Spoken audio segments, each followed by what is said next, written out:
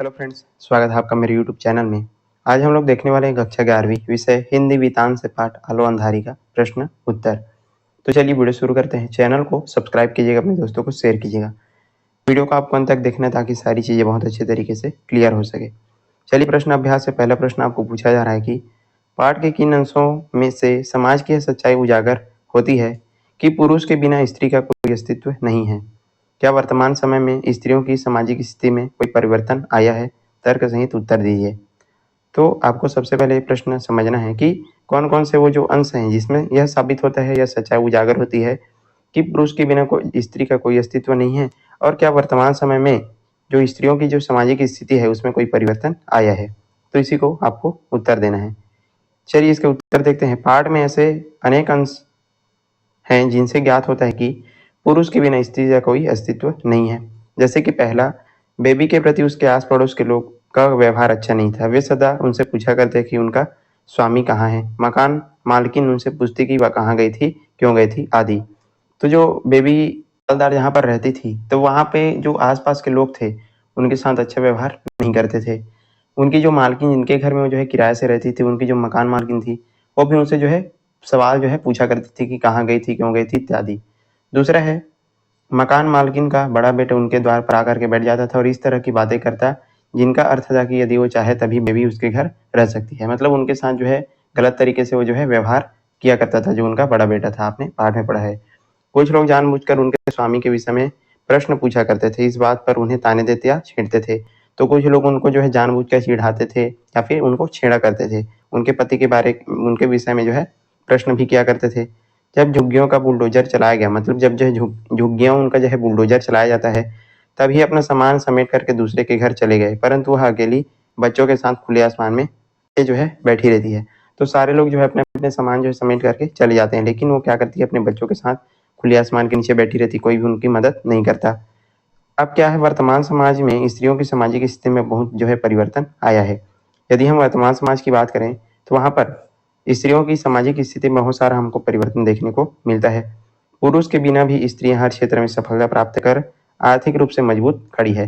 पुरुषों की तुलना में स्त्रियां भी क्या कर रही है, हर क्षेत्र में वो जो है सफलता प्राप्त कर रही है, आर्थिक रूप से मजबूत खड़ी हुई है।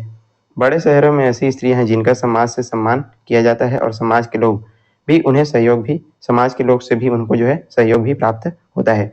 तो कई ऐसे बड़े शहर हैं जहाँ पर हम देख सकते हैं कि उनको जो है समाज में बहुत जो है सम्मानित किया जाता है स्त्रियों को, और समाज के लोग भी उनसे जो है बहुत ज़्यादा क्या करते हैं, सहयोग भी प्राप्त करते हैं। तो ये जो है वर्तमान समय में क्या है, परिवर्तन आया हुआ है। इस प्रकार आप इनका उत्तर लिखेंगे। प्रश्न 2 है, अपने परिवार से तातूस के घर तक के सफर में बेबी के सामने रिश्तों की कौन सी सच्चाई उजागर होती है। अपने परिवार से लेकर के जो तातूस के वहाँ जो है क्या करती थी, काम करती थी, तो कौन सी सच्चाई जो है रिश्तों की वो सामने आती है, आपको पूछा जा रहा है। चलिए इसका उत्तर देखते हैं। परिवार से तातूस के घर के सफर में बेबी को रिश्तों की कई कड़वे और मीठे अनुभव यहाँ पर देखने को मिलते हैं। उसे रिश्तों की सच्चाई का अनुभव हुआ। अपने पति का घर छोड़ने के बाद वह अकेली और असहाय थी और उसके परिवार वालों ने उसकी कोई सहायता नहीं की। जब वो जो है अपने पति की जो है पति का घर छोड़ देती है तो बिल्कुल अकेली हो जाती है, असहाय हो जाती है। फिर भी उसके परिवार वाले उसकी मदद नहीं करते, कोई भी सहायता नहीं करते। यहाँ तक कि उसे माँ की मृत्यु का समाचार भी 6 महीने बाद दिया गया। जब बेबी की जो है उनकी जो माँ की मृत्यु हो जाती है तो उनकी मृत्यु का समाचार भी उनको जो है 6 महीने बाद दिया जाता है।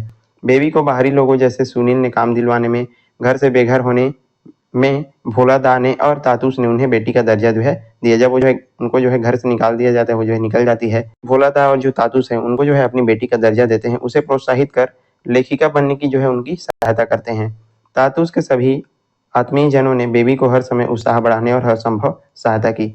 तो जितने भी उनके परिवार वाले थे, आत्मजन थे, वो बेबी को जो है हर समय उत्साह देते थे, उनको बढ़ावा देते थे, उनकी सहायता भी करते थे। इससे स्पष्ट होता है कि आज मुसीबत के समय कोई किसी का साथ नहीं देता। विवाहित लड़की के पति के घर छोड़ने पर लोग तरह तरह की बातें करते हैं। ऐसी स्वार्थी दुनिया में तातू जैसे लोग उनकी ही सहायता के लिए तत्पर रहते हैं। तो इससे क्या सिद्ध होता है, सीख भी मिलती है कि यहाँ कोई किसी का साथ जो है नहीं देता, तो उनकी सहायता जो है तातू जैसे लोग ही करते हैं और तत्पर रहते हैं। इस प्रकार आप जो है इसका उत्तर लिखेंगे। प्रश्न 3 है, इस पाठ से घरों में काम करने वालों के जीवन की जटिलता का पता चलता है। घरेलू नौकरी को और किन समस्याओं का सामना करना पड़ता है, इस पर विचार कीजिए। आपको पूछा जा रहा है कि जो घर में जो कार्य करते हैं, घरेलू नौकरी करते हैं, उनको किन-किन समस्याओं का सामना करना पड़ता है। चलिए उत्तर देखते हैं। प्रस्तुत पाठ आलो अंधारी से घरेलू नौकरियों के जीवन में अनेक जटिलताओं का जो है पता हमको चलता है।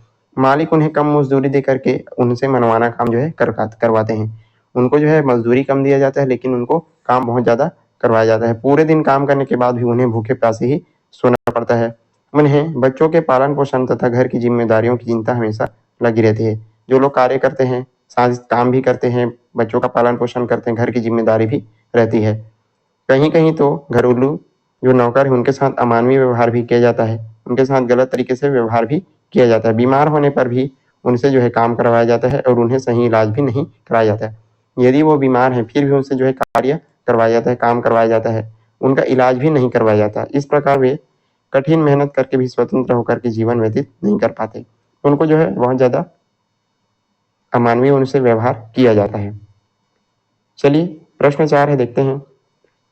आलो अंधारी रचना बेबी की व्यक्तिगत समस्याओं के साथ-साथ कई सामाजिक मुद्दों को समेटे हैं। किन्हीं दो मुख्य समस्याओं पर अपने विचार जो है आपको प्रकट करना है। चलिए उत्तर देखते हैं। आलो अंधारी एक ऐसी कृति है जो बेबी हालदार की आत्मकथा होने के साथ-साथ हमें अनदेखी दुनिया के दर्शन करवाती है। ये उनकी आत्मकथा है। इसके साथ-साथ जो है वो एक अनदेखी दुनिया के साथ हमको क्या करवाती है, इसका साक्षात्कार करवाती है। कई सारे जो सामाजिक मुद्दे हैं, कई सारी जो समस्याएँ हैं, उनको इसमें जो है बताया गया है। यह एक ऐसी दुनिया है जो हमारे पड़ोस में है, फिर भी हम इससे झाँकना या अपनी शान के खिलाफ समझते हैं। कुछ समस्याएँ निम्नलिखित है। तो पहली समस्या है परित्यक्ता स्त्री के साथ व्यवहार। तो यह पुस्तक एक परित्यक्ता स्त्री की कहानी कहती है। बेबी किराए के मकान में रहकर घरेलू नौकरानी का कार्य करके अपना जीवन निर्वाह कर रही थी। वो जो किराए के मकान में रहती थी और घरेलू नौकरानी का काम करके अपना जीवन व्यतीत करती थी। समाज का दृष्टिकोण उसके प्रति स्वस्थ नहीं था। मतलब लोग जो है उसको गलत तरीके से समझते थे। स्वयं औरतें ही उन पर क्या करती थी, ताना मारती थी। हर व्यक्ति उस पर अपना अधिकार समझता था तथा उसका शोषण करना चाहता था। उसे सदा संदेह की दृष्टि से देखा जाता था। सहायता के नाम पर उसका जो है मजाक उड़ाया जाता था। तो लोग जो है तरह-तरह की बातें करते थे। उनका जो है गलत तरीके से ताने मारना या फिर इधर-उधर की जो बातें हैं उनसे लोग करते थे। साथ ही साथ सहायता के नाम पर भी उनसे मजाक उड़ाया जाता था, जो कि सही नहीं था। दूसरा है स्वच्छता का अभाव। संसाधनों के अभाव में घरेलू नौकर गंदी बस्तियों में जो है रहते हैं। शौचालय की सुविधा न होना, पानी के जमाव, कूड़े के ढेर इत्यादि बीमारी फैलती है। सरकार भी इन्हें उपेक्षित करती है। तो ये जो है समाज की दो सच्चाई है, कुछ समस्याएं हैं जिनको यहाँ पर उजागर किया गया है। प्रश्न 5 है, तुम दूसरी आशापूर्ण देवी बन सकती हो। जेठू का यह कथन रचना संसार के किस सत्य को उद्घाटित करता है?